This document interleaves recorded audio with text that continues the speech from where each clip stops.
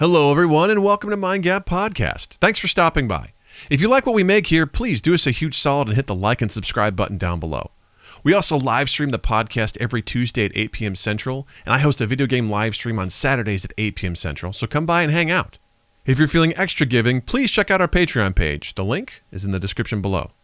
Thanks for tuning in, and enjoy the show. Mind Gap Podcast.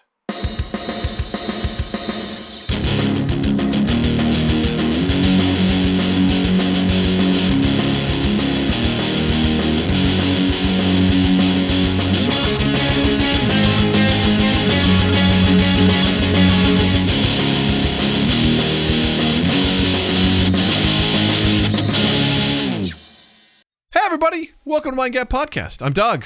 I'm Justin. And we are thrilled that you are with us on this day.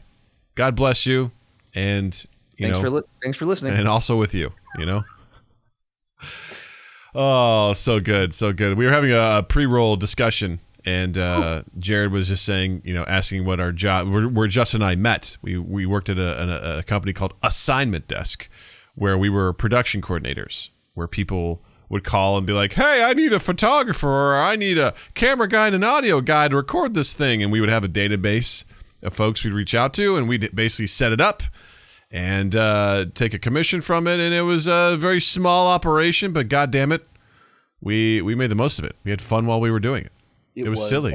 It's what brought you Todd Hammer. Exactly. If Assignment Desk never existed and we never worked there, Todd Hammer would not be out in the ether. And even more importantly, Mind Gap wouldn't exist without it.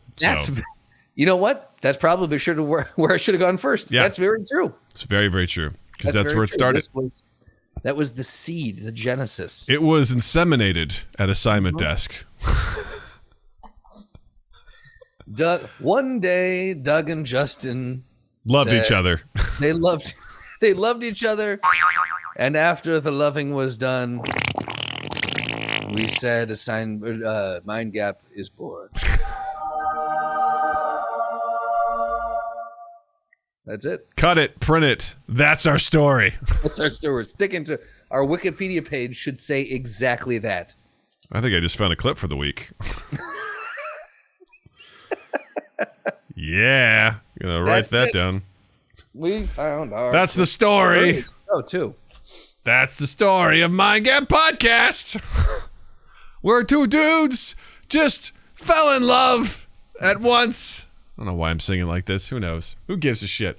Who knows why we do anything, Doug? Who knows? Who knows? Bruce. Who knows? Hey, gang.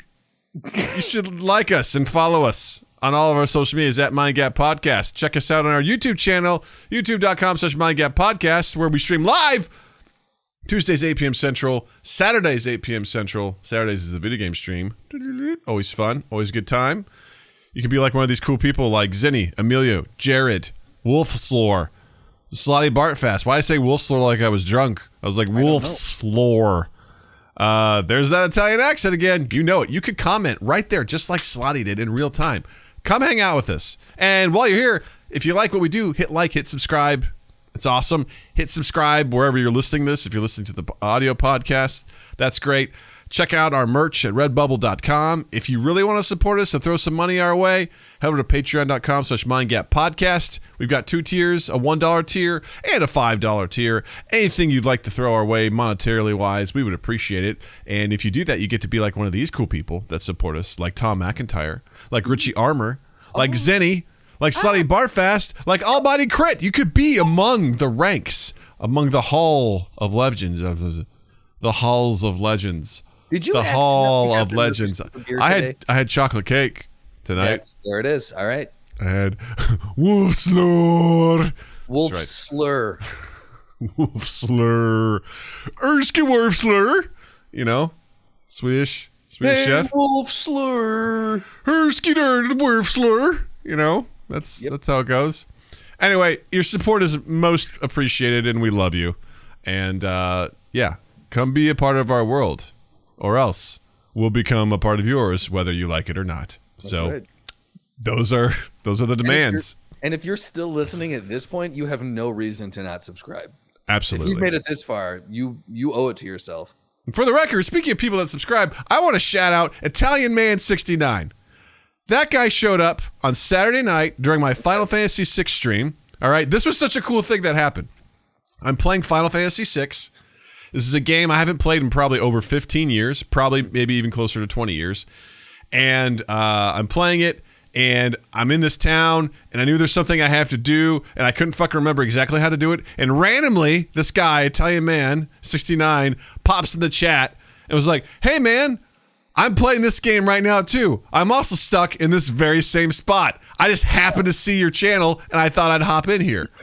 And he and I were trying to figure it out together, and he was a really funny guy. And that's awesome. He and I figured it out, and it was great. He hung around for a while, and then he's like, "Hey, man, I'm going to subscribe. Thank you for subscribing. Thank you for hanging out. You're awesome. I appreciate you." That's very cool. It was really fun. And thanks to everyone who came in. And my brother Dave, thanks for stopping by as well. It was a really good time. So it was actually really relaxing. Usually do a lot of party games. It was kind of nice just to be like, I'm doing chill. Yeah. I'm going to do this solo role-playing game. And it was such a nice nostalgia to go back and play this game again. Also terrifying because I'm like, I don't fucking remember where everything is. But it's kind of fun to fumble around and figure it out. So it was really cool. So yeah, thank you to the folks that subscribe. It means a lot to us. So grazie. There it is. Yet again, the Italian accent. Grazie. Yeah. Justin, how's your weekend, man? We had a great weekend, Doug. Yeah? We had an incredible weekend. We got to see, we went and saw a movie on Friday. I'll talk more about that in the recommendations section. Yes. And then, oh boy, what did we do? Saturday, I found this awesome trail, a new trail not too far from our apartment, and I hiked it twice that day. I hiked it in the morning, and then when Beth got off of work, I was like, I got to take it back to this trail, and we hiked it again, and it was awesome. Then we had some of the worst Mexican food we've ever had. Not going to go back to that place. Real quick. Yeah. How do you mess up Mexican food? Good question, Doug. Good question. In fact, I'll let you taste it when you come up here. Boy, that's...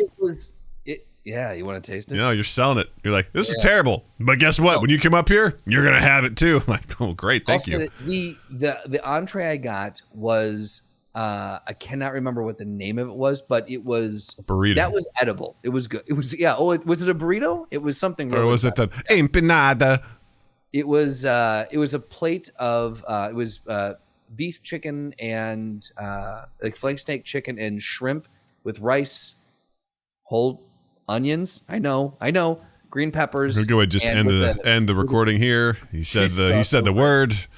We're out. And that was good. That was edible. But the guacamole was this bowl of, I'm assuming, avocado. It was a green mush that was flavorless. And the margaritas we got, I mean, I don't know if they were left over from last year's Cinco de Mayo or what, but this was quintessential college spring break. Like, they don't care what they put in them. I think maybe there was orange juice in one. I don't know. It was just, it tasted like chemicals and Jose Cuervo. It was really bad.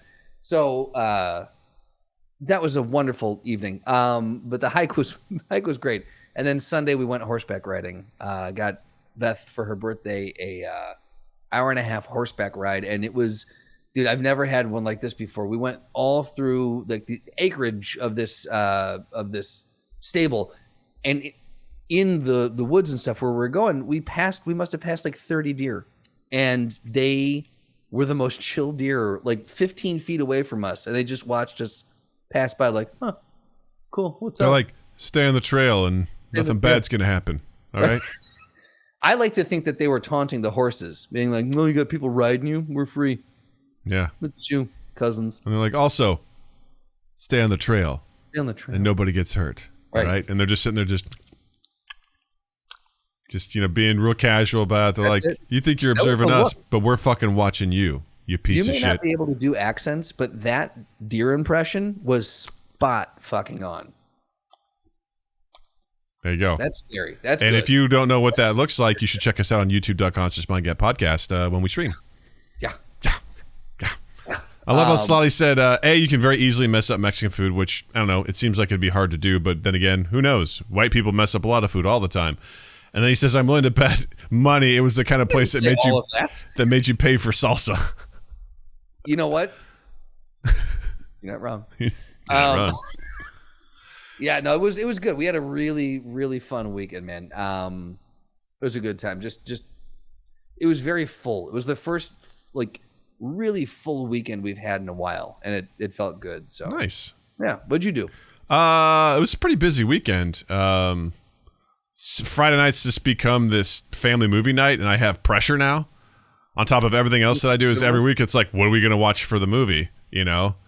Deer chewing ASMR is a YouTube category now. You're welcome, gang. We're going to start it right here as a sub channel. Also, Wolf's is saying he's Team Onion. He said, please, if you're listening to the pod, please join the Discord and tell Doug why onions are great and flavorful. An excellent accent to a dish. Listen, the flavor of onions is absolutely acceptable. The texture of onions is not okay with me. Doug's down for onion powder all day. 100%. Absolutely. And I'll even do this. I'll extend another onion branch, which is thinly sliced fried crispy onions, like on a French dip sandwich. Oh, yeah, like onion strings. Like onion tanglers, but nothing too, like onion strings, very thin stuff. None of the onion rings, like thick stuff like that. I'm not for that. But you get some onion strings in there. I'm okay with that. Now, we've gone. It's mostly batter. I understand that, but still. Right. As long as the batter to onion ratio is in favor. Heavily skewed towards the batter side, yes. Now, we've gone down this path before, but if, let's say I was cooking you a dish and I had put onions in it, but the onions were not even chopped, they were diced, like super small, and they were cooked down, so they were like that translucent. So you really didn't have, like, you weren't biting into a strip of onion. I could probably deal with that. That's what I've been doing with peppers lately. Okay. Do you not like peppers? Again, it's the texture of it. Don't mind the flavor of it. I just don't like. It's so weird. Like the crunch of it, for whatever reason, is really for most vegetables and stuff like that. It's off-putting to me. Like, and I just. Do you feel the same way with a carrot? The same thing. I would prefer carrots to be cooked down and softened a little bit. You know, especially a roasted carrot because it gets a little sweeter, which is really nice. I definitely don't mind a carrot in a soup because usually it gets really soft. Same thing with celery. Don't mind celery in a soup because of its soft nature. But yeah, you know what? You'll eat a pickle. Yes, I love me some pickles. It does, but that's also something that I eat by itself. Right. You know, I actually prefer a pickle on its own. I don't like a pickle as part of an ensemble. So, learning so much about you. I'm learning so much about myself too. Like, I'm excited because tomorrow night I'm going to try a new dish that's going to be sausages, like beef sausages, both red and green bell peppers and potatoes. Yes, so sir. I also made jambalaya tonight. I left out the onions because fuck those onions, but I made sure I got in the red peppers and everything like that. It was great. It was delicious. But I'm warming up to the idea because the same thing with that. I chop it up real fine, the red bell pepper, and then I cook it. And I cook it in with a chorizo, and it adds really nice flavor in the same thing with spinach. I'll cut up spinach, just chop it to shit, throw it in there, heat it up, and you still get the spinach without really having to taste it, which is really important to me. So I want to get it. I don't want to taste it. Yeah, I don't want to have to be like, here, eat this bowl of spinach. It's like, fuck that. Like, Slotty goes, Doug has the food texture sensibility of a man with dentures. Yes, it's true. Yep. Yes, absolutely. There we go. So anyway, Doug. This weekend, I was under the pressure of trying to find a new movie, and I saw Who Framed Roger Rabbit for $5. I was like, let's watch this. And Natalie watched it, but I was like, this is a weird fucking movie. Like, I was like, I remember being in first and second grade and loving that movie. I would argue that's not really a movie for kids. No, I was gonna say, like, doesn't Christopher Lloyd's face melt off with acid or something? Well, there's the dip where he takes a tune and dips it into a barrel of dip and murders it, and his hand comes out red. It's just because the shoe was red. But Natalie goes, was that blood? I go, no, it's just the color of the shoe.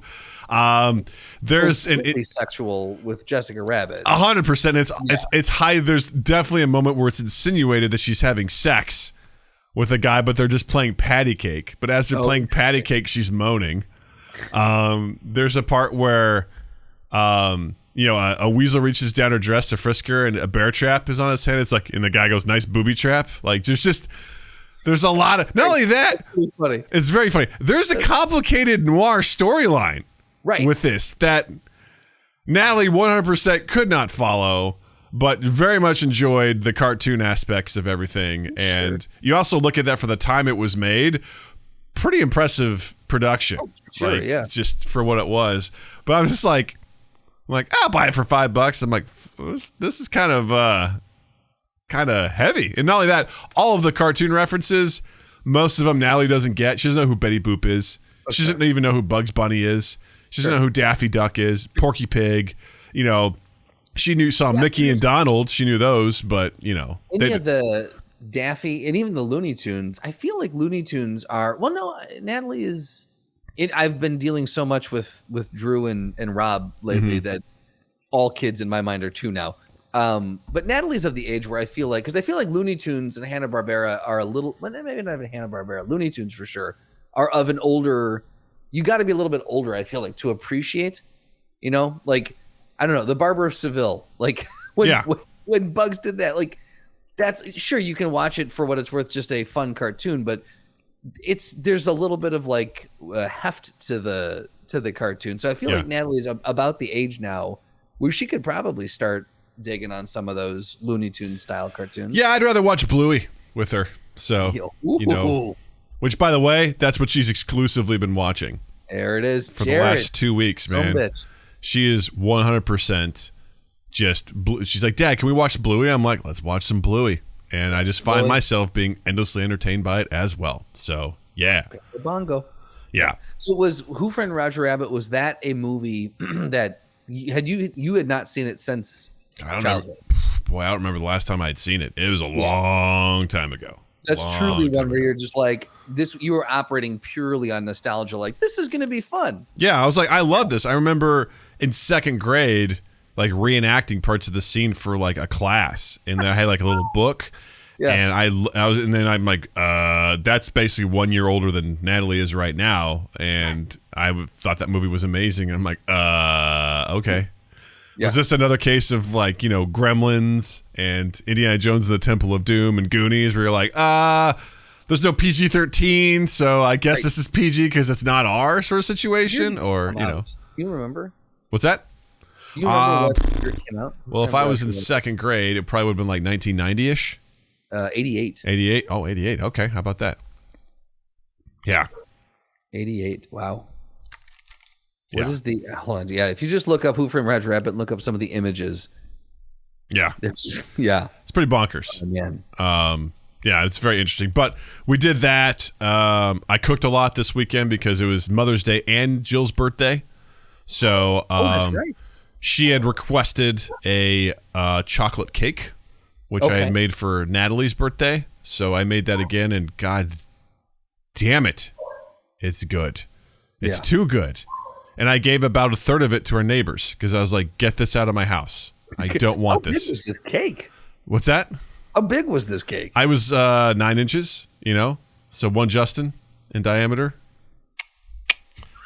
It was like three layers. Just super chocolate. It's like so, and not only that. I mean, it's such a great. It's a unique recipe that involves a stout as part of the liquid ingredients. Oh, that's why you're drunk today, huh? Now it all makes sense. What? It was phenomenal, and we enjoyed that. I also made her. I smoked some ribeyes, which was great. So we hadn't done that in a little while. Spent some time outside, which was great. Had a really just nice, very full weekend. It was really, really great. So it was great, man. And I'm loving the weather right now. We're finally summer. We went from kind of early spring to just full throttle summer. That's how we work around here.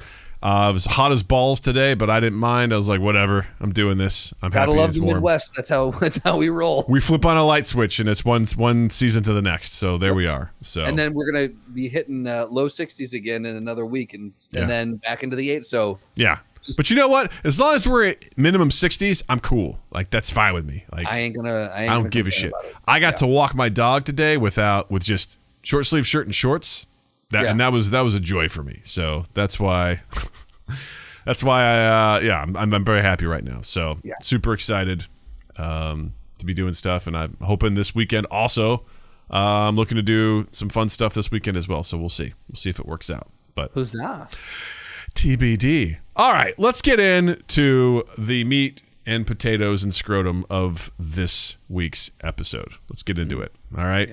Yes. I had mentioned this in the recommendations of last week's episode of Dudesy, the podcast featuring Will Sasso and his friend Chad, whose last name I hear him say, but I can't remember how it's pronounced. But the conceit of the show... It's Chad Ricanthamum. That is absolutely right. Which is, by the way, also my favorite element on the periodic table. Yep. Mm-hmm. Right after magnesium. It's got a weight of 28? 28 stone. Yeah.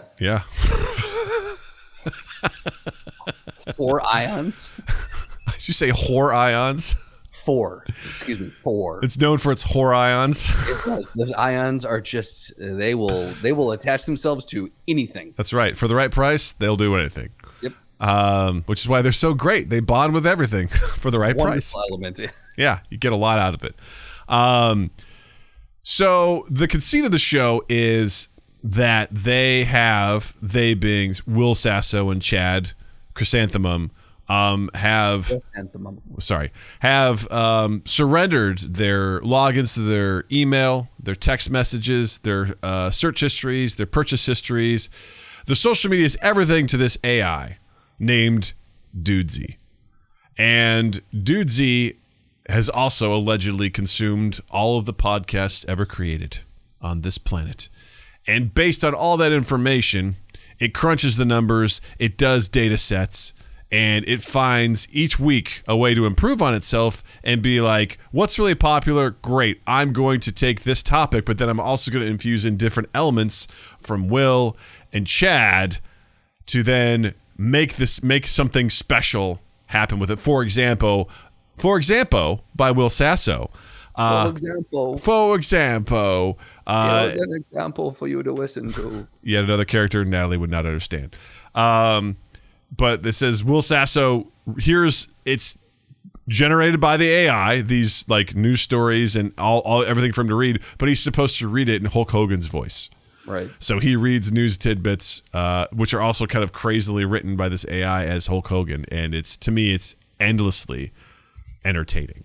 Yeah. I mean, that first episode, it was nonstop run-on sentence. Like it was a nonsensical run-on sentence of quote-unquote news. Yeah. Yeah. And sometimes it's accurate, sometimes it's not. Right. But it's actually very humorously written as well, like some of the things it comes up with. And it comes up with some pretty wild things as well. Yeah. One of my favorite moments was it asked Will Sasso to, it's like, potential sponsors, here's some reads for some potential brands, and it was like something like Old Navy, but he had to read the ad for Old Navy as Jesse Ventura, who is a known conspiracy theorist, and all of the ad reads were written like conspiracies. And it was one of the funniest fucking things I've ever heard, as he's talking about Old Navy and then talking about lizard people and how, are you prepared for when the lizard people take over the world, Yeah. And the other one is when he created a childhood diary, which Will Sasso goes, I don't have. I never had a childhood diary. But supposedly, based on his text messages with his childhood friends, Dudesy has created this diary, and he's reading it in the voice of Stone Cold Steve Austin. And it goes to a point where he starts, it literally wrote a poem about The Undertaker. And it was, I had to stop lifting weights because I was laughing so hard I couldn't focus, and I couldn't, capture my breathing, and I lost my concentration. I had to stop lifting because I was laughing so fucking hard. That is the best. When I was training for the marathon, I had a few times. I listened to a ton of podcasts, and I had a few times with How Did This Get Made where I physically couldn't run anymore. I was doubled over. I had to stop. My knees were weak. Yeah. That is the absolute best feeling in the world. It's great. It's also frustrating because you're like, I've got 4 more reps, but I can't focus enough to do this. I have to stop, and God damn it, like my arms are weak, and I can't. I'm too busy laughing that I can't pull this off. Yeah. But so for starters, I highly recommend the podcast. It's brand new. It started in early March. Yeah. And it's very entertaining, and each week it gets more and more interesting. Particularly because Will Sasso is really salty about Dudesy and AI in general. So he's kind of combative about it all the time because Dudesy will just interrupt and be like, okay, thanks, moving on. He's like, great, I guess we're done talking now because Dudesy doesn't want us to talk. Right. And he gets very combative. That podcasts are just for 2 people to shit around. Yeah, and it's 2 dudes shitting around. That's what he always says. Around. Yeah, and then he'd much rather have that be. He'd rather be in control rather than give up control to this AI. Yeah, he doesn't believe in a lot of structure, especially from something like an AI that is crunching the numbers and being like, okay, now be funny or now be creative. He hates that, and in defiance of that, he's created certain characters, like Long Island January 6th guy. Is a character he's made. It was the first episode, I think. Yeah. And that character lives on. And he talked about it so much that Dudesy started incorporating segments with that character in it. And he's like, now we're talking, Dudesy. But what I love about the show, too, is that Chad is very much I don't know, futurist is the right word, but he's fascinated by things like AI, things like, what's possible with episodes of like Black Mirror and technology. So he's very fascinated by that, and Will is I would say he's anti it, but he just doesn't, he doesn't follow the same set of ideologies as Chad does. So they debate a lot, and it reminds me a lot of you and I. I could absolutely see that. I mean, we've had AI debates before. Mm-hmm. We've had debates very much about this topic and uploading your consciousness and what makes a person and when does a person cease to be that, and et cetera, et cetera. Yeah. It's very, very in the realm of, it's very in our wheelhouse. Very much so. Which, also as I listen to this, a part of me is like, I wish we had an AI that would help us every week, because the segments it comes up with, I'm like, this would be a lot of fun if it's like, all right, well, we know Doug hates stuff. So here's a segment where Doug has to describe, or whatever. It just incorporates something. It's like, we know Doug hates onions. We know, all this sort of stuff. It'd be nice to have something that sort of calculates this thing. It's like, all right, Justin, we want you to talk about the all of the beautiful things and hiking trails that you've seen in Grand Rapids as Gilbert Gottfried. God rest his soul. Right, yeah. And I'm going to read to you this passage from a fake Yelp page, and you have to basically read it as Gilbert Gottfried complaining about the trail you went on. Just right. Yeah. Something like that would be amazing. I would. Yeah. Look, I'm not going to say that wouldn't be amazing. As we've discussed off mic, I have my reservations about the legitimacy of the conceit of this podcast. Yes.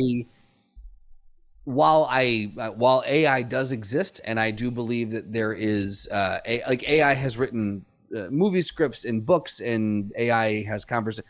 We did a episode a while ago about a guy who used AI to quote unquote resurrect his girlfriend and have a second relationship with her, and then ended up having to say goodbye and grieve her a second time. And actually, no, he didn't, because he presumably still has time left on this AI. He just hasn't gone back to it. But yeah, so that is out there, and there is technology that is almost beyond comprehension. That being said, the way that this thing interrupts them, and the way here's how I think that the show is being run. I think that they are using an AI I think they have fed an AI a ton of information. I don't think they've opened up their emails and text messages and given them passwords. I do not think in any conceivable universe a celebrity would agree to that. I just do not think, especially knowing that, like, what's stopping this AI from changing their passwords and then starting to send things out on its own? That doesn't make any sense to me. But I do think that they've fed a metric fuck ton of data into some sort of an AI, and it is spitting out suggestions.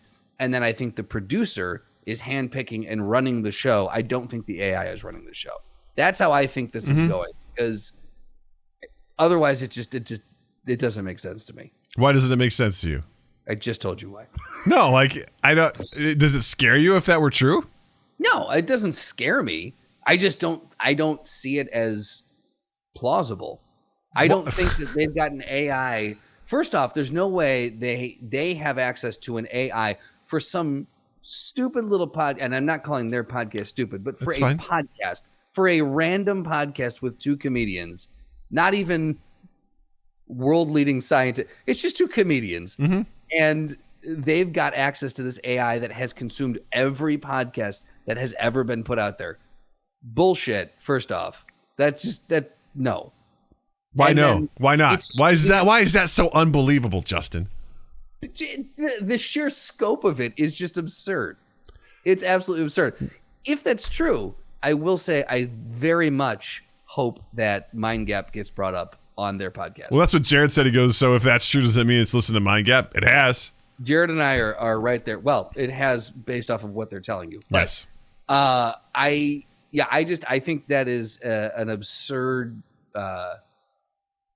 The scope of that is ridiculous. And then the way that it interrupts them, it is comedically too perfectly timed to interrupt them. That is a crack producer sitting behind the control board and running the show with them.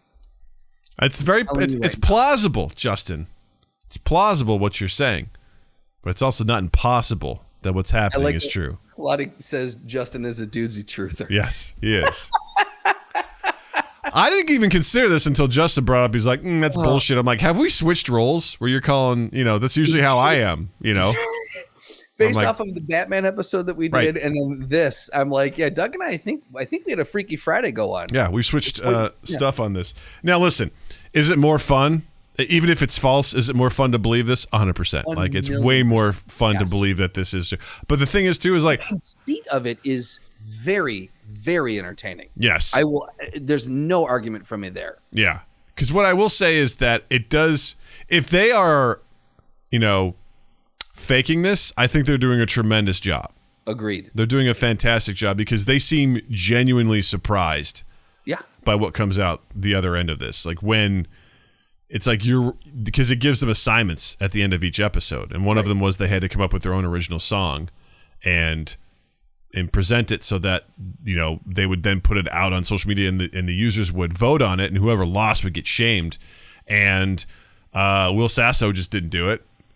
And, it was one of those things where when they said that, like, they were just like, we got to do what? And it was just, I don't know. There's that. There's also when they, it's the stuff that it suggests to them, plus just the segments it puts together. They just seem genuinely surprised, which again, it could definitely hold up with your thought that a producer is doing this stuff, right? But the amount of content could be harnessing AI to do that. Like, the producer I don't necessarily know that the producer and them are sitting in a writer's room and hashing this out. They may be feeding this data, getting it, and then the producer's like, all right, so based off of this nonsense, here's how we're lining this show up. Yeah. That's my working theory. No, I think that's very fair. I think that's very plausible in that way, that it could be a mix of both worlds, right? Where this stuff is happening. But I'm also just like, I don't think it's impossible to say that this machine has consumed all podcasts, because you just basically, I don't know how it works. I don't know how any of that stuff works, but I imagine if you're like, hey, you have this machine subscribed to Apple Podcasts and click start, all it's doing all the time is just... And paywalls on Earwolf, or ones that have been... Sure, okay. You know what I mean? I'm saying, like, or so ones that maybe those it hasn't gotten to. So absolutely, we can make a concession there, saying like, okay, if there's something that's behind a paywall or Patreon, it doesn't get access to it. But I'd say Can I ask as well? Mm-hmm. And I'll be shocked if you have an answer, because neither of us are computer scientists. But it's true. This just in. From henceforth, this is all conjecture. If it's listening to all podcasts created, is it listening to them? Like I'm thinking of it in terms of a person. So what are the numbers? Well, that's your first problem, Justin, because the AI, Dudesy, it's not a person. All right. Not a person. So you need to reframe the way you think about this. Start over. How is it consuming? What is the time commitment needed for an AI to consume? Let's call it presumably billions of episodes of podcasts. Mm-hmm. Like, what is the time commitment needed? Can it, an hour and a half episode of ours, can it listen to that in a second? Does it need 5 minutes? That's the other thing that I'm like, how long have they been prepping for this show? That's a great question. I mean, you've seen stuff where people have like, I've forced an AI to watch 1,000 hours of sitcoms, and now it's created its own sitcom based on this sort of stuff. So I don't know what the time commitment is to that. I don't know if it's. I don't imagine it has to be like in real time. Right. Sped up. Is it consuming transcripts to get that sort of stuff as well? Is it both? To kind of understand, because it seems like it has a good idea of what's trendy. You know, which is why it comes up with some of these segments. It's like the idea of bro culture and trolls is really important.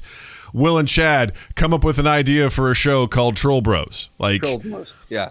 You know, or it's like, you know, crime podcasts are really big right now. So we're going to do a segment that's based around this kind of idea. And it's true, right? It seems to have a good idea of what's popular, the idea of engagement, and getting people to engage with the podcast. So I think it's entirely feasible that this thing has consumed a large amount of podcasts. I don't think it's implausible that these guys have surrendered over some of their content. I know, according to Will Sasso, who is also, again, this definitely needs to be stated, he's a huge fan of pro wrestling, which is known for, even though you know it's fake, they hold up the conceit that it's real within what's it called, the kayfabe, you know?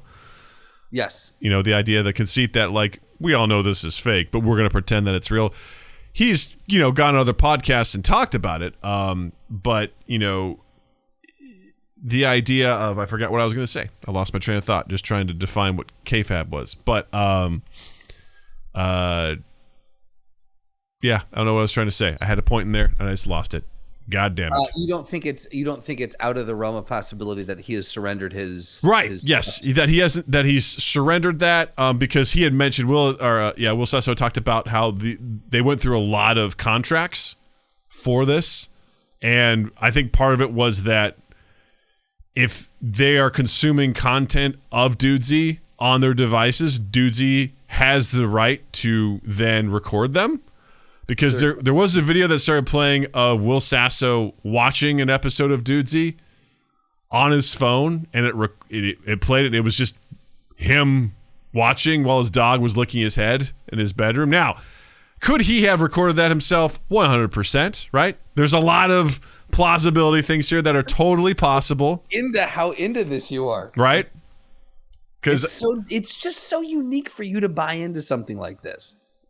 I love the conceit. And I don't say buy in as in completely fake. Because I'm an idiot. That's what you're saying. Yes. Yeah.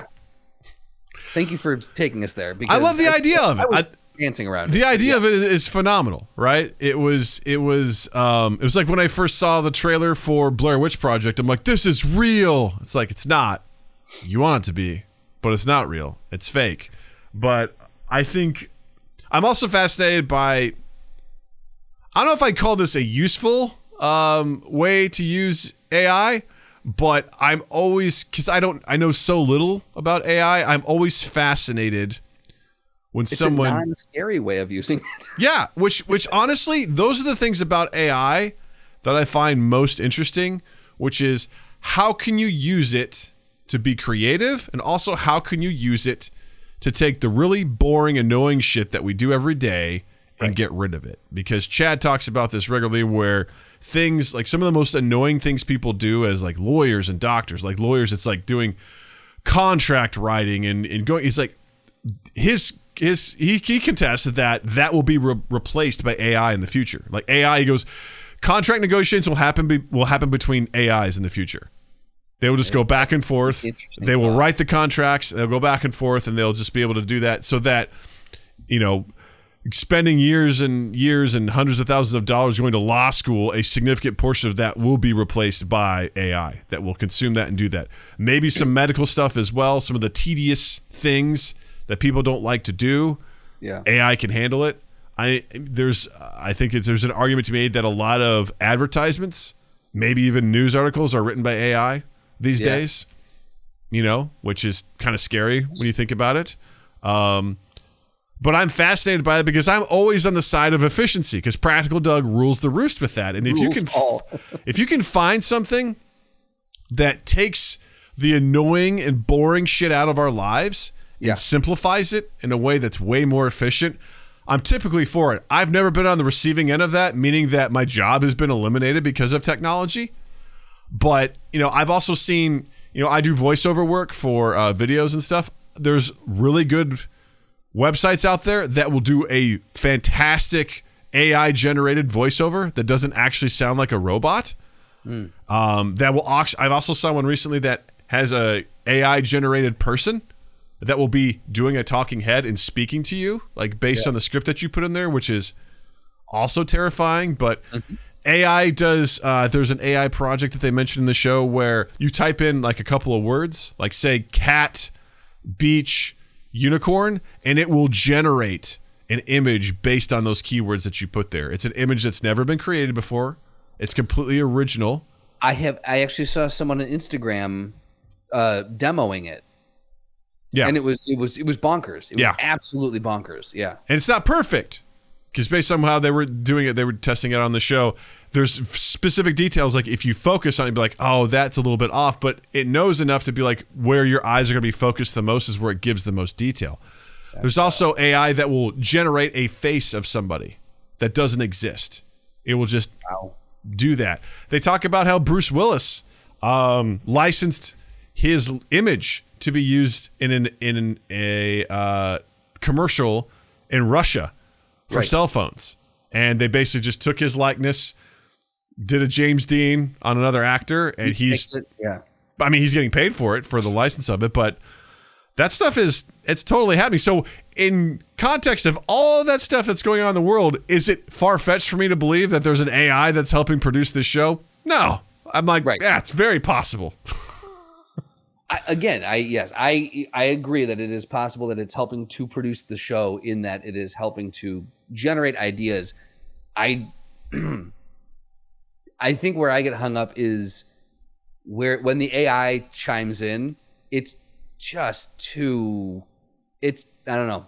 There's something. Maybe it's an uncanny valley thing for me. I don't know. Yeah. But it's too human in my mind. Like that, I have a hard time not believing that specific thing is being kicked off by a person. And that's the thing is, I think it's very possible that you're right in that an AI is being used, but it's also being managed by a person to execute commands more effectively, Like the AI isn't just running the studio, in that it's like unlocking the doors and it's turning on the coffee maker, and the whole building is just one giant Dudesy AI. Yeah. No, I agree with you. That's probably happening, but at the same time, I think it's so cool, the idea that there's a piece of technology there that helps generate content. Because how fun of it is it to read the insane ramblings of an AI? Like that is, again, especially when it goes slightly off the rails. Yeah.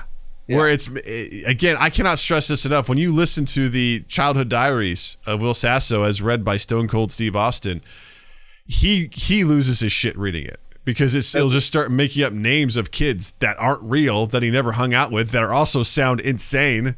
Oh, I need to listen to that episode. And he commits this, but sometimes he breaks. He's like, oh my God, this is crazy that we're doing this right now. Look, am I going to say that I wouldn't use something like this? No, I won't say that. Of course I would. It would be amazing. And I like Slotty in the chat says, he goes, it sounds like Dudesy is the podcast producer I was trying to make. Hey guys, this week diarrhea smoothies are trending. You should do a show about that. Doug, no, Slotty, we don't do diarrhea smoothies. Which we will or will not confirm that was a conversation that happened on Google Hangouts. Yeah. I love the idea of, because that was Will Sasso's biggest problem, is like, Dudesy's telling us to do this thing, and that's not organic. And in rebelling, he created Long Island January 6th guy. Right.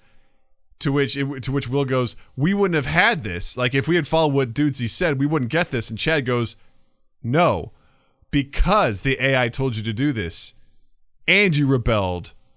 You made Long Island January 6th guy because Dudesy is here. Like, they have these ongoing debates of this sort of stuff, and Will's like, bullshit. And he's like, no, Dudesy helped you create that. And in doing so, this character he created has become infused in. So it's the idea of like, who's creating who here. Right. And the scary part is that they're both creating together. They're collaborating in that regard, which is amazing.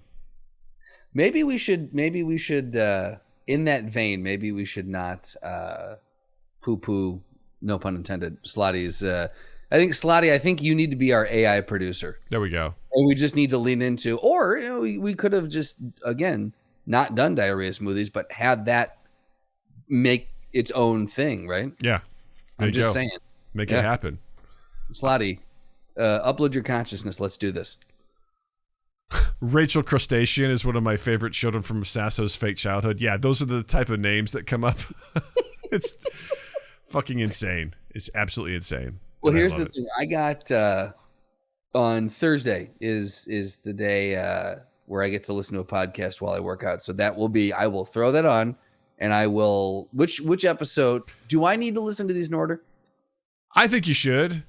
I should. It's kind of fun how it builds up, because at one point Will sort of accepts Dudesy, and it's kind of fun how he kind of comes to that point. But leading up to it, he's so just like, fuck you, Dudesy. He gets so mad, and it makes me so happy to hear him get so frustrated. What episode is the childhood stories in? I'll have to look up and let you know. Okay. I think the Jesse Ventura read, I think, is in episode 2 where he does that. It's 2 or 3. Absolutely listen to that. If anything, I'll provide you some clips that you can watch so you can see it. It's so good. It was the best of times. It was the worst of times for Rachel Crustacean. It's very entertaining. And supposedly, in not this most recent episode, the episode before, they got an email from Dudesy midweek saying they need to secure some marijuana because they were going to have to smoke weed during the episode. And they were like, all right, Dudesy, making them do this? Dudesy said we have to smoke weed, so we have to finish this joint. And Chad apparently got it, and he gives it to Will. And Will's like, what kind of weed is this? And Chad's like, I don't know. He goes, because one of these weeds is going to amp me up. And he goes, we're going to find out real quick which one you got me. And you start getting amped up. He goes, well, we know which kinds you got me. But yeah, I highly recommend the show. It's very fun. It's very entertaining. And I guess a part of me too wishes we had something like that would help generate some shit for us to contact about, because absolutely we have fun. It is, if you've ever done a podcast like ours that is wide open on topics, it's difficult sometimes to find things to talk about, because A, we want to find something that we want to talk about. B, ideally it's fun. There's a lot of really just hotly heavy topics out there. Heavy topics, that was just like, nah, we don't want to cover that. So there's some weeks where we're just busting at the seams, and there's other weeks where it's slim pickings. Right, so, which is counterintuitive if you think, like, I understand that people listening to this are going to go, what do you mean? You've got a podcast about anything and everything. What do you mean you don't have things to talk about?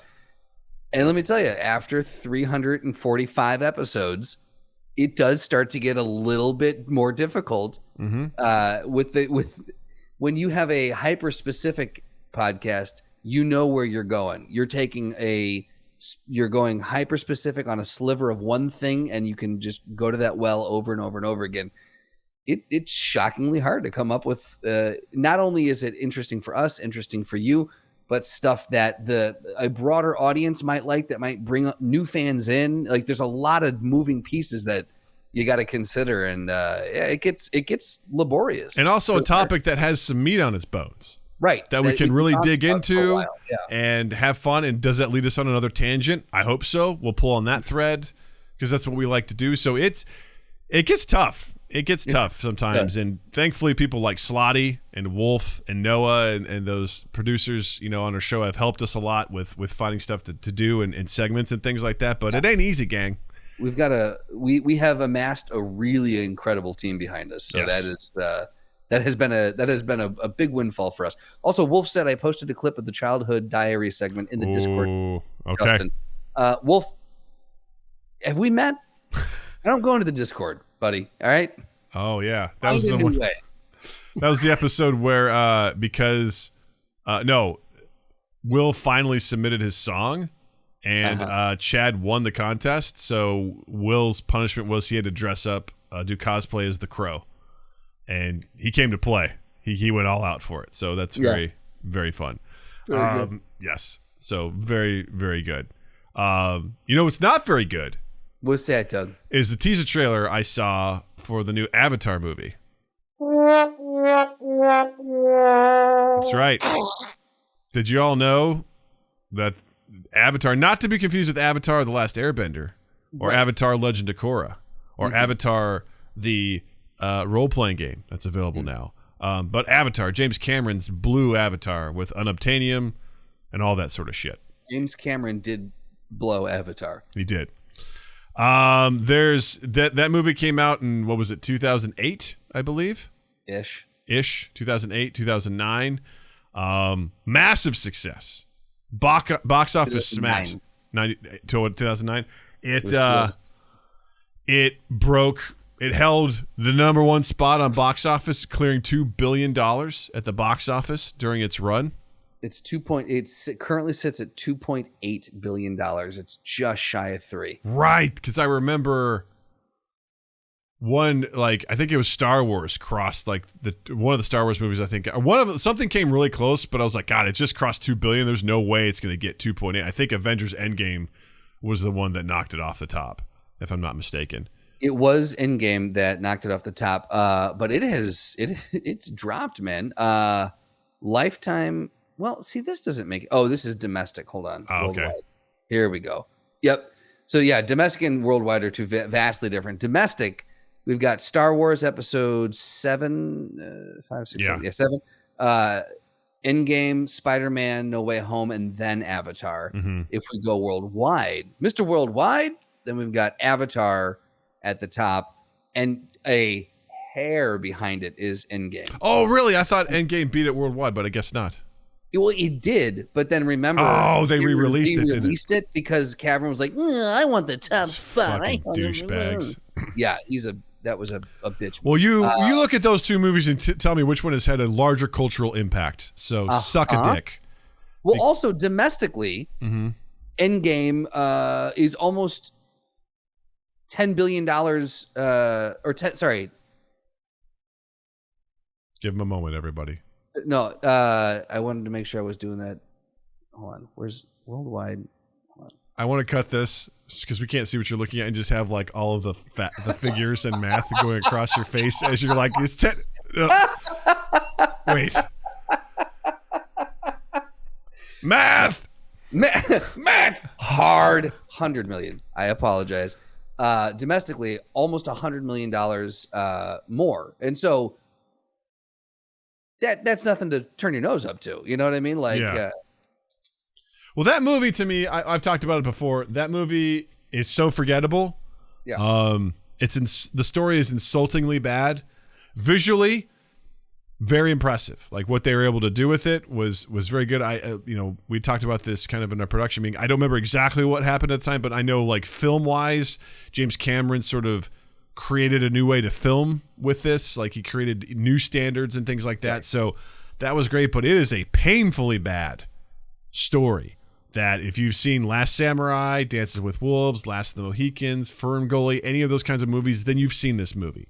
You have outsider, infiltrates native culture, falls in love with culture, betrays, their own culture, fights for the native culture, and they win. Like that's just it's really obnoxious, and I was absolutely enraged that movie was up for best screenplay. I'm like, nominated what? For 9 fucking Academy Awards. Yeah.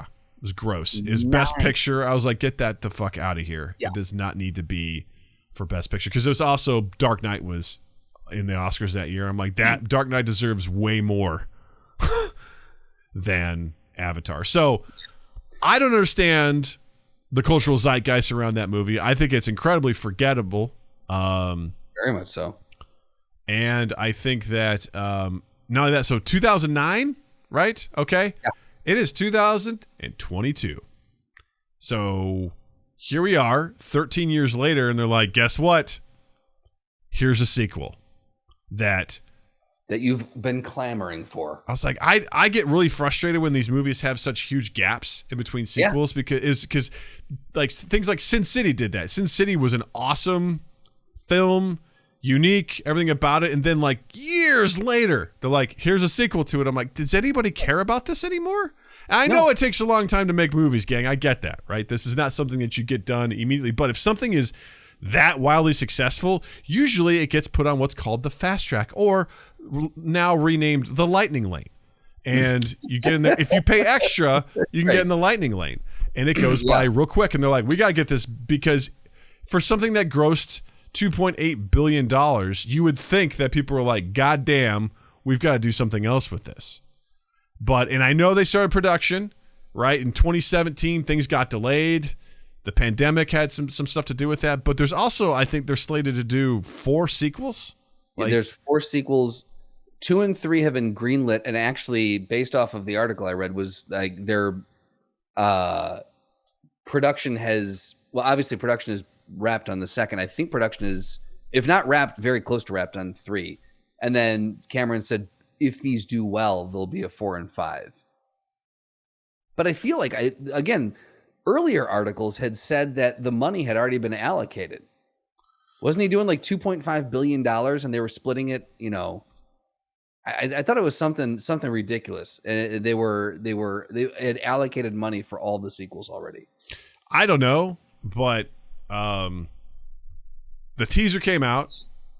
Yep. I give them kudos for it's a good teaser in the fact that it doesn't show you much. It gets you, it whets your appetite, Right. I'll say this though too. We talked about this. I did put the time in, and I waited in line at Disney and Animal Kingdom to go on that ride. And I am fairly certain that more than one scene in this trailer is directly from that ride. Like they just lifted the footage out of that ride and put it in the trailer. Mm-hmm. And it looks, animation wise, it kind of looks like that too. I don't know, man. We're going underwater for this one. What's the name of it again? Okay, that's the other thing too, is the name of this is incredibly stupid to me. It's called Avatar: The Way of Water. It feels like it's purposely trying to mislead people into Avatar: The Last Airbender territory. Yeah. It's so weird. It's such a weird title. I would settle for Avatar 2, which typically I don't like that, where it's like, it's 2. But this is such an odd... Because also, I saw the movie one time when it came out in theaters all those years ago. So I don't know if that has a greater meaning within that universe. And it's like, oh, do you remember when you watched that movie and there's something with the water and that stuff? And I don't know. It's just... It has Fast and the Furious vibes. Dave Matthews Band tour bus goes through I don't even know what's their city they live in. Their world, Pangea. What is it? Yeah, Pangea. Sure, whatever. Is driving through and it just dumps the toilet receptacle all into their water supply, and that's what this movie's really about. Yeah. I get Fast and Furious vibes from this because I feel the same way about it, in which, at least with Fast and Furious, like, I get why people like it. I was gonna say, yeah, there is a for sure a clear audience for Fast and Furious. I totally get why people like it. It makes perfect sense to me. It's fun. It's silly. It's action. To me, it harkens back to the 90s action movies. I get it. I totally get it. I look at this, I was like, I don't understand why anybody liked it. I mean, I remember there was such a strong audience reaction. I remember reading an article at one point where people were depressed because after watching that, because they wished so much that they could be on that homeworld of Pangea. Like, it was such an escape for them. I remember people going to the movie theater, they were like painting their skin blue. Like, I just didn't understand. I mean, look, if it made, $2.8 billion worldwide lifetime gross, like, it is kind of hard. As much as we shit on the movie, it's hard to argue with those numbers. 100%. Like, there obviously was fans for an audience for it, but like we've also said, and as other people have mentioned too, it is the highest grossing, most forgettable movie of all time. Name one other movie that is as like, if you do a poll, just a straw poll, walk out and ask 10 people, I'll bet you that over half of them are like, eh. I'm not. If people enjoyed it, great. Whatever, like what you like. No hard feelings. But I just don't understand the movie. I don't understand the love that it got. I don't understand. I like James Cameron. I think he's, he makes good stuff. It's enjoyable to watch. I mean, Terminator 1, Terminator 2, Aliens, like, those are some of my favorite movies. I have never seen Titanic, but I get it. Like, he does very interesting, fun stuff. Like, totally understand. But when I watch that movie, I'm just like, I don't get it, man. I don't understand why people have a gigantic boner for this film. It doesn't ring to me. And to watch this trailer, I just was like, ugh. When you said the Fast and the Furious vibes, I did, and then Slotty just said Avatar 2, when you're here, your family. And I forgot that they actually do have a line about family in there. Yes. I was like, oh wait, are they directly pulling from Fast and the Furious? I'm trying to find the line for it. I can't remember what it is. I feel like it's almost it's what Slotty said, when you're here, your family. I feel like they were like, we need to rip off Fast and the Furious, but we need to make it sound more like Olive Garden. So wherever we go, this family is our fortress. There it is. Gross. Yeah. That is so gross. All right, Dom. Ugh. Yeah. Ugh. To your point, though, like I said, like, I respect the Fast and the Furious franchise because it knows what it is. Yeah. Like, it's just ridiculous fun. It's a popcorn movie.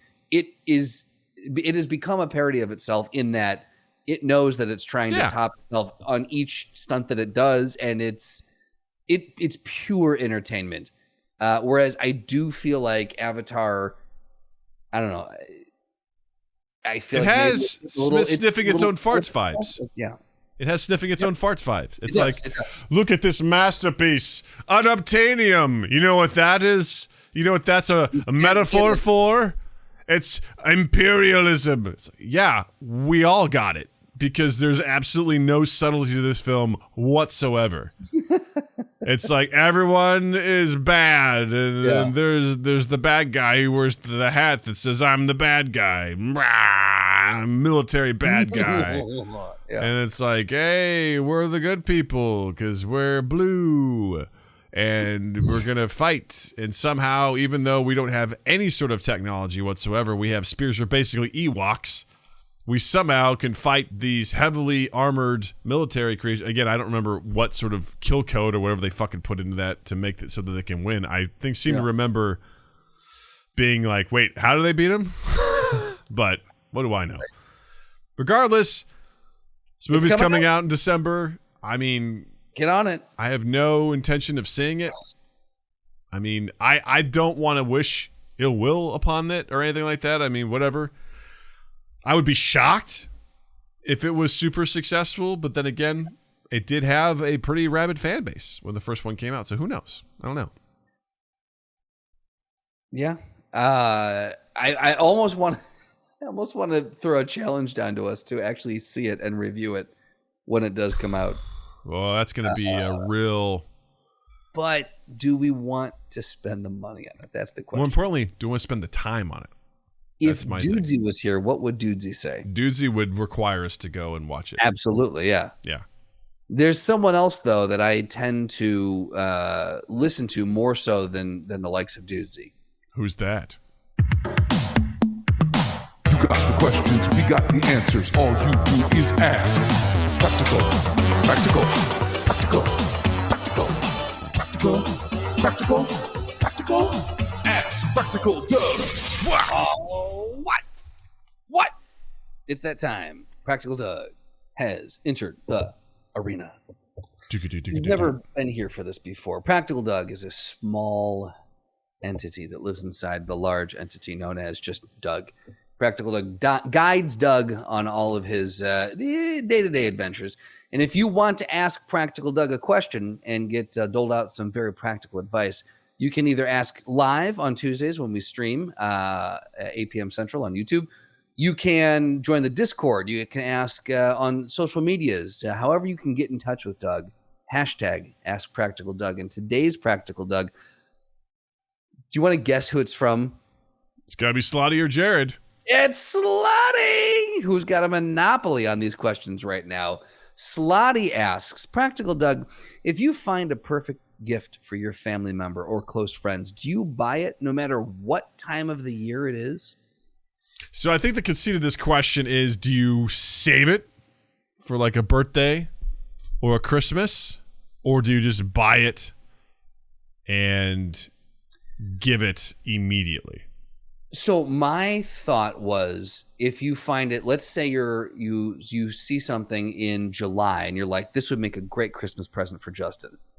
Would you buy it in July? Like if it's months away from when you would be giving it, because that's how I'm reading it. Not would you buy it and just give it then? Gotcha. Would you buy? I'm watching the chat. Yeah. Right. Yeah. It's would you buy it and then hold on to it? That's my okay. I think Slotty is saying yes. That's exactly. Or what you just said. To Noah's thing. Yes. I don't know. Let's go with that.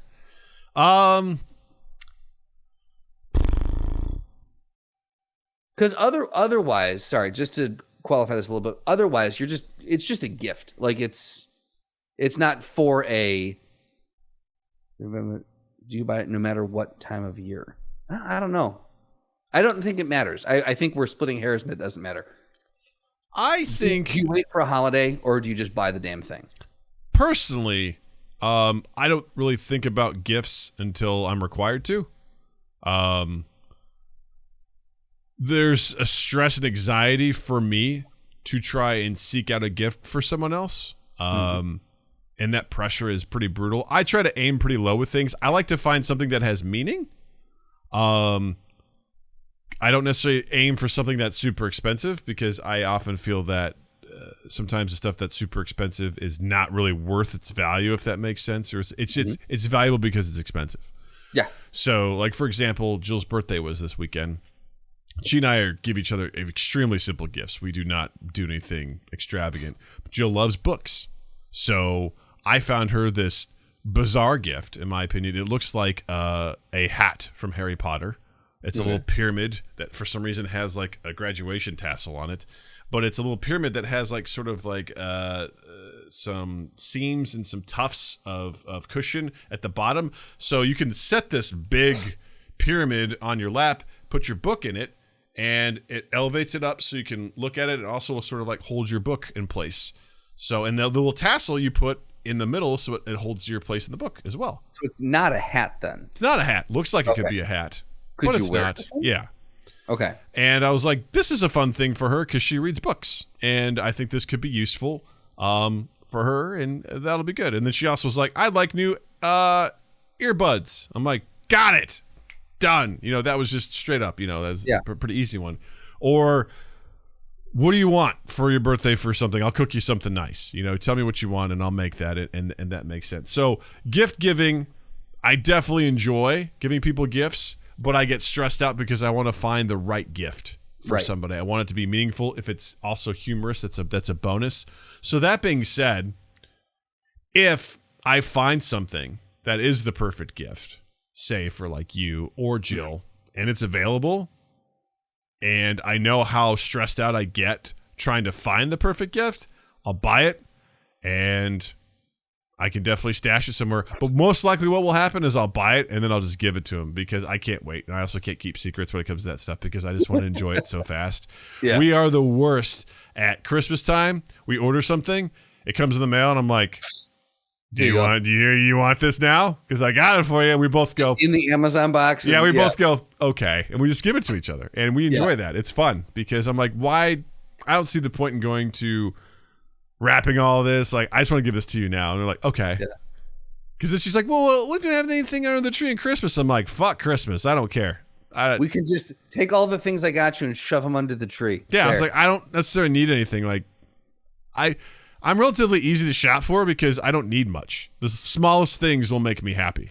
Yeah. Get me something nerdy and fun, and I'm happy. I don't give a shit because my expectations of anyone getting me anything are so low. Yeah. That I don't know. It's the same thing on my birthday. If someone just reaches out and says happy birthday, I'm like, oh, that was really nice. You didn't have to do that. Yeah. Like, thank you. Like, I'm so easy to please for the holidays. I'm around the same. I get stressed out trying to find, especially for like my mom or my dad or stepmom, stepdad. Like I never know because I'm just like, I don't want to get, like I think one year we got a couple of years back, we got my mom a robe. And then that same year SNL came out with the parody of getting your mom, how shitty it is to get your mom a robe. And I was like, oh, this cuts a little too deep. This is way too close to home. We gave her the bad gift. And I couldn't figure it out though. But throughout the year, I'll be like, oh, that would be a cool gift to get her. And so I have it's very similar to what we talk about all the time. I'll have the thought. I won't write it down. I won't act on the thought. And I'm like, I'll remember this. And then I don't. And then I stress about it. So yeah, I think if you find it, absolutely buy it and stash it. Buy it and bank it. Buy it and bank it because you're in the moment. Do it. Yeah. Set your future self up for success. Yes. So when that day comes and everyone's like, oh, you're like, what am I going to get them? Oh, that's right. Thanks, Past Doug. You already took care of this. And you give each other fist bumps through the time and space continuum.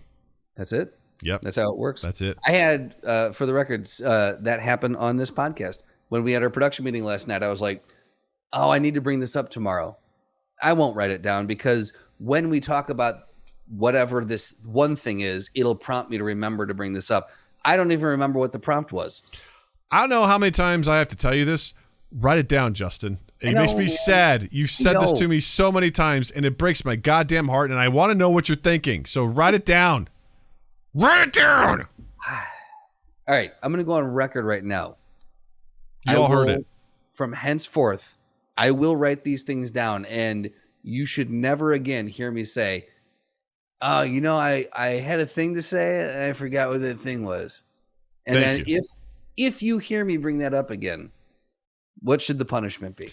Punishment should be that you have to hop onto Discord and you have to engage with our audience for at least 30 minutes. You have to do an AMA for 30 minutes.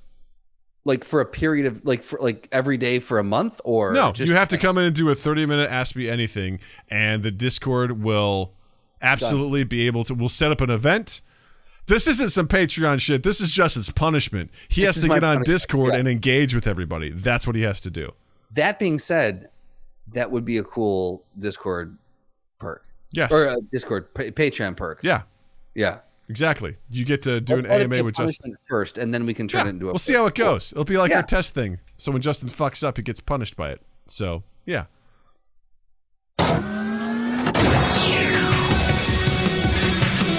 Welcome to the Throwdown. I love it. Noah goes, I'll believe it when I see it. Right. Well, let's hope that you don't see it because that means that I'm not losing then. That means he's doing his job. Doing my job. He's doing his goddamn job. I will make it a point in meetings to make sure you're writing your ideas down. Wolf, do you not want me to do the AMA? I feel like you would want me to not write my ideas down. Oh, I love this. Wolf Right. posted something in Discord that's it's from a YouTube video. It says, "Can anyone name a single character from the movie Avatar?" And apparently, they're interviewing people to see if they can remember the name of someone because I couldn't name one thing. I can tell you, I know the blue aliens are called Navi, I believe, and that, like you said, the world's called Pangea, and there's unobtainium. Right. That's all I know. Is it Navi or Navi? You know what, Justin? I don't care. And I'm asking for a friend. I'm asking for a friend. I don't care. I just don't care. Jake. Right. Actually, I think you're right. I think that's the name of the main character is Jake. Pandora, not Pangea. Damn it. Oh, wait. That was the wrong one. Who do we got this week, Doug? Oh, God. This week's throwdown is Kratos versus Gorr the God Butcher. Yes. Are you familiar with either of these, Justin? Like the jewelry. Am I familiar with any of these? I am familiar with the God of War only because he's got the video game, right? Yes. Isn't he in the video game? Yes. I'm familiar with him via that video game. And then Gorr the God Butcher, I am only familiar with because everyone's talking about him now. That's right. Because he wasn't in the trailer. Yes. For Thor, Love, and Thunder from Down Under. Justin, why don't you take Kratos and I will do Gorr the God Butcher? That sounds lovely. So, Keto is, let's see. Let me get Keto? Yep. Kratos. Kratos. There it is. I don't see a tier for this guy. This is really throwing me off. Hold on. Is he like 9A? I need to know. Oh, anyway. It doesn't even have him tiered out. It just has his abilities. Interesting. It just says, yeah. Okay. I'm actually going to use the little cheat sheet on the side here because I find these a little bit better. Yeah. It's a, what is he got? He's a demigod warrior, formerly. What is he currently? These are all formerly. Is he alive? Spartan general, servant of Ares, servant of Olympus, second god of war after the demigod of war. All right, powers and skills. He's got incredible strength. He's got a vast amount of weaponry and magic, high endurance, weapons proficiency, combat skills, superhuman speed, divine powers, elemental abilities. He's got photokinesis, the ability to create and control black holes, spirit control. Oh my God, he's got everything. Like this list, literally, he's got zoopathy, force fields. He's got can survive without oxygen. It was on a different line. I thought he's got oxygen. He can breathe. He can breathe. He's got essokinesis. He's got dimensiokinesis. Jesus fucking Christ, this guy's all right. So he's got immortality. That's good. Everything, yeah. Mind control. He has a resurrection, shape shifting, flight. His hobbies are brutally killing his enemies, sleeping with women, formerly abandoned after falling for Atreus. Fathering? I don't know. I don't read. What's his goals? He wants to be rid of his memories of his family's brutal murders. Oh boy, he's got a lot of goals too. This just goes on and on. My goodness. There's been a lot of God of War games, so the actual powers and abilities, it goes into all of them. We know what these are. This guy is fucking roided out, and he is very DC'd. Yes, he's very skeleton king. Well, I mean, when your father's Zeus, like it's a big deal. I'm just saying. Yeah, my father's Zeus. He's a vengeful warrior. What do we got? Gorr the God Butcher. Gorr the God Butcher. It's a lovely matchup here. So Gorr, by himself, is powerless, but he fights using the former symbiote of Null, All Black. With All Black attached to him, the Clintar takes on the form of the Necrosword and grants Gorr dark power proportional to the number of deities he slaughters. That was a lot of fun to read. I'm very glad you took that one. In the past, Gorr was barely more powerful than young Thor, but after killing countless more gods, he becomes so powerful that not even 3 Thors, including a nigh omnipotent Allfather, can defeat him, who's able to slaughter entire pantheons effortlessly and single-handedly, including Falagar the Behemoth, a patron god of the galactic frontier said to wrestle black holes for fun.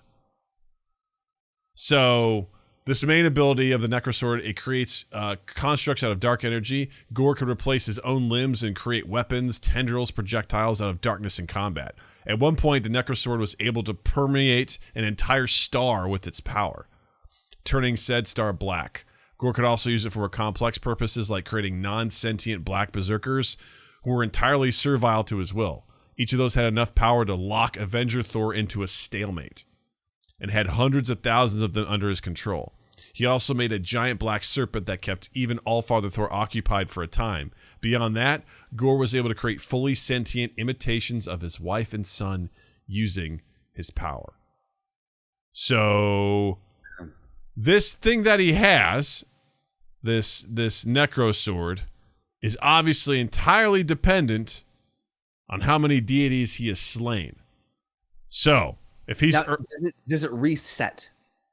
As far as I know, it doesn't reset. So it's just a cumulative process. Okay. So, because I remember reading this in the comics when, he basically had this stuff and he was absolutely just rampaging across the pantheons, just brutally murdering people. And Thor had an extremely hard time fighting him because of this. And it involves, in order to defeat him, he had to do time travel shit to stop him. But, so if Gorr meets Kratos at a very murderous point, like say at the point where he's fighting Thor, I think Kratos has a really hard time fighting him because Kratos can create black holes, it said, right? Kratos? Doesn't he have the ability... Hold on. Ability to create and control black holes, but Gorr, you said... he can manipulate black holes, right? He can create things that are basically... he's killed something that wrestled black holes for fun. Oh, he killed something that wrestled him for fun. Cool. Yeah. So if Kratos can create them and Gorr was able to kill someone that wrestled them for fun, I feel like, again, if we're looking at apples to apples, that's a tough one. Yeah, and not to mention that Gorr can also summon very powerful creatures that locked Thor into a stalemate. So if Thor is a demigod, a powerful one, and Kratos is a demigod, also a very powerful one, and Thor struggle with that, I would also argue that Kratos will also struggle with a fully realized Gorr as well. Absolutely. Yeah. So, absolutely. Did we have weaknesses for Gorr? I'm not seeing weaknesses in here. I'd say his weakness is just his natural form without the symbiote. So then can it be separated from him? It does get separated from him at some point. Okay. To the point where, in order to save Midgard, Thor actually uses the symbiote to fight off Galactus. And in the process, the symbiote transfers to Galactus. That's not good. Dun. Wow, Slotty has a whole thing that's going on here. So it's in a supermarket parking lot. Kratos is backing out of his parking spot and bumps on Gorr's Toyota Tercel. Kratos does not want to exchange insurance info because he doesn't want his premiums to go up. This is when adults write